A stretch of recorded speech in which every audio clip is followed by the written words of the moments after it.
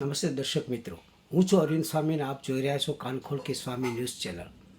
એપિસોડમાં આપણે વાત કરીશું વિજયતે ભવ. ભારતે ગઈકાલે રાત્રે પાકિસ્તાનના કેટલાક આતંકવાદી ઠેકાણા ઉપર એર સ્ટ્રાઇક કરી. લગભગ 9 જેટલા જુદા જુદા સ્થળો ઉપર એર સ્ટ્રાઇક કરી અને આતંકવાદીઓને ખાત્મો બોલાવ્યો. વહેલી પરોઢે આ એર સ્ટ્રાઇક કરવામાં આવી હતી. પાકિસ્તાન ઊંઘતું રહ્યું. પાકિસ્તાની રડાર સિસ્ટમ હતી એ નિષ્ફળ રહી. પાકિસ્તાનની જે એરફોર્સ ડિફેન્સ સિસ્ટમ હતી એ પણ નિષ્ફળ રહી અને એની ખુફિયા એજન્સી હતી એ પણ નિષ્ફળ રહી. કોઈને કશી ગંધ ના આવી અને જુદા જુદા 9 ઠેકાણા ઉપર જે આતંકવાદીઓને ટ્રેનિંગ અપાતી હતી તેના પર ભારતે એર સ્ટ્રાઇક કરી અને આતંકવાદીઓનો ખાત્મો બોલાવ્યો.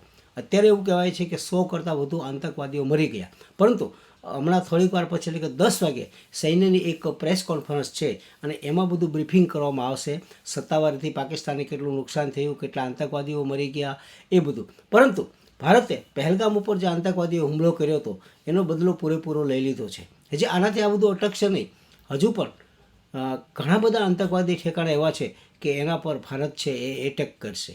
એક બીજું કે પાકિસ્તાન છે એ વળતો પ્રહાર કરશે, જવાબી કાર્યવાહી કરશે એવું બહુ લાગતું નથી. ગયા વખતે બાલાકોટમાં જ્યારે આપણે સર્જિકલ સ્ટ્રાઇક કરી હતી ત્યારે પાકિસ્તાને વળતો હુમલો નહોતો કર્યો. આ વખતે પણ પાકિસ્તાન એટલું બધું ફફડી ગયું છે કે વળતો હુમલો કરવાની હિંમત કરી શકશે નહીં. એ માત્ર બોલવામાં ફાંકા ફોજદારી કરે છે કે અમે આમ કરશું ને અમે પરમાણુ બોમ્બ ફેંકશું ને અમે તેમ કરશું. પરંતુ એની બધી સિસ્ટમો છે એ તો નિષ્ફળ છે, બધી કાટ ખાઈ ગઈ છે એની સિસ્ટમ. અને એટલા માટે થઈને જો આપણી પર પ્રહાર કરશે તો આપણે પણ એની પર પાછો વળતો જવાબ આપીશું. પરંતુ આપણું કામ આટલાથી પૂરું થતું નથી. આ 9 ઠેકાણા પર જે આતંકવાદીને ટ્રેનિંગ અપાતી હતી ત્યાં ભારતે જે હુમલો કર્યો છે, સાહેબ મિસાઇલ છોડી છે, એનાથી પણ હજુ ઘણા બધા કેમ્પો છે. અત્યારે આપણું લક્ષ્ય એટલું જ છે કે આતંકવાદીઓને જ્યાં તાલીમ આપવામાં આવે છે અથવા તો આતંકવાદીઓ જ્યાં છુપાયા છે અથવા છુપાવી રાખવામાં આવ્યા છે એવા ઠેકાણા પર હુમલો કરી અને એને પહેલાં એનો સફાયો કરી નાખો, એને પહેલાં તબાહ કરી દેવું. પછી બીજો જે હુમલો આવશે એ પછી આપણે જુદા જુદા એના ઇન્ફ્રાસ્ટ્રક્ચર ઉપર નુકસાન કરવાનું થતું હોય તો એ રીતે થશે. પરંતુ એ યુદ્ધ હજી શરૂ નથી થયું, એર સ્ટ્રાઇક થઈ છે. જો યુદ્ધ અને એર સ્ટ્રાઇકમાં ઘણો બધો તફાવત છે. એટલે આ માત્ર એર સ્ટ્રાઇક છે ને એર સ્ટ્રાઇક છે અમે સરહદી વિસ્તારોની આજુબાજુમાં 25-50 કિલોમીટરની અંદર જ થતી હોય છે. એને એર સ્ટ્રાઇક કહેવામાં આવે છે. અને ચોક્કસ નિશાન સાથે કે આતંકવાદીઓને જ્યાં તાલીમ આપે છે ત્યાં એમાં કોઈ માનવ વસવાટનો સમાવેશ થતો હોતો નથી અથવા કોઈ ઇન્ફ્રાસ્ટ્રક્ચરને નુકસાન કરવાનો ઈરાદો હોતો નથી. પરંતુ પાકિસ્તાન જો વળતો પ્રહાર કરશે અથવા જવાબી કાર્યવાહી કરશે તો ભારત એનાથી ડબલ તાકાતથી એનો જવાબ આપશે. આ પણ નિશ્ચિત છે. આખા દેશમાં અત્યારે એક યુદ્ધનો માહોલ છવાયો છે. યુદ્ધ શરૂ નથી થયું, યુદ્ધ ડિક્લેર નથી થયું. આ માત્ર એર સ્ટ્રાઇક છે.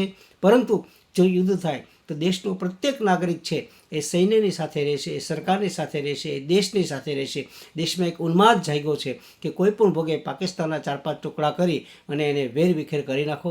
અને સરકાર પણ આવી નિયત ધરાવે છે. આપણે પણ એવું ઈચ્છીએ કે આપણા સૈનિકોનું જે મનોબળ છે એ ખૂબ મજબૂત રહે એવું કોઈ નિવેદન ન કરીએ. આપસના મતભેદો, વિચારભેદો બધું જ ભૂલી જઈએ. જ્યારે આપણી પર હુમલો થતો હોય છે ત્યારે આપણે એકજૂટ થઈને એકતા બતાવીએ અને દુશ્મન દેશનો ખાત્મો કરીએ. આપણે પણ એક નાગરિક તરીકે આપણી પાસે ઘણી બધી ફરજો અને જવાબદારીઓ આપણે અદા કરવાની છે.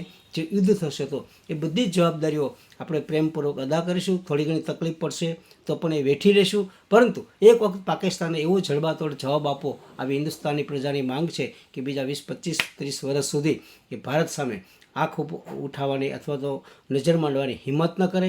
આપણી સરકારે બહુ સરસ કામ કર્યું છે. આપણા સૈનિકોએ ખૂબ સરસ કામ કર્યું છે. વહેલી સવારે પાકિસ્તાનને ગંધ ન આવે એ રીતે સાહેબ એના જે નિશ્ચિત કરેલા ઠેકાણા હતા એ ઠેકાણાને એને તબાહ કરી દીધા છે, એને નાશ કરી દીધો છે.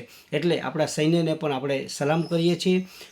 આ યુદ્ધ બાબતની જે કંઈ અપગ્રેડ હશે એ અમે તમને દિવસમાં 2-3 વાર તમારે ચોક્કસ જણાવતા રહીશું. આજે સાંજે મોક ડ્રીલ પણ છે બધા શહેરોમાં. અમારા ભાવનગરમાં પણ મોક ડ્રીલ છે. 4 વાગે સાયરન વાગશે અને 7:45થી 8:15 સુધી અંધારપટ એટલે કે બ્લેકઆઉટ છે એનો એક પ્રયોગ કરવામાં આવશે. આ બધા જ સૂચનાઓ સરકાર તરફથી, તંત્ર તરફથી જે કાંઈ મળે એનું આપણે બધા નાગરિકોએ એક નાગરિક તરીકે એમાં પાલન કરવાનું રહેશે. આ બધી મોક ડ્રીલ છે એમાં પણ આપણે ખૂબ જ સહકાર આપીશું. અસ્તુ. મારા એપિસોડ આપણે ગમ્યો હોય તો લાઇક કરજો, શેર કરજો, સબસ્ક્રાઈબ કરજો અને બેલ આઇકોનનું બટન દબાવજો. અસ્તુ.